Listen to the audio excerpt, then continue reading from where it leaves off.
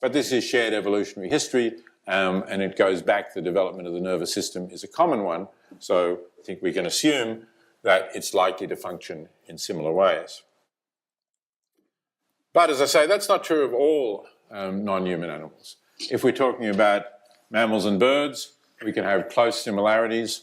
If you're wondering what the sulphur-crested cockatoo is doing, this is an Australian bird that's quite common around the suburbs, and has learnt to identify which bin is likely to have food in it, the ones with the red lid, not the paper recycling, the yellow bin. And they have learnt, although the lid is quite heavy, how to pick it up, get their beak around it, walk down the side of the bin so that the lid flips over backwards, and then they're free to enjoy whatever is in the bin.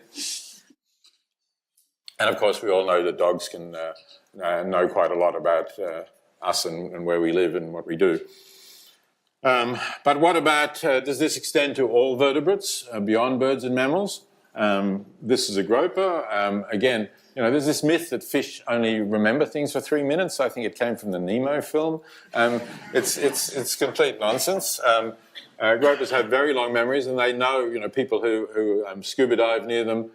They get to know individual people, and they know who's going to be friendly and who's not going to be friendly. And they're quite long-lived animals, and I think there's little doubt that their nervous systems also can cause them to suffer. And I think that's generally true of fish.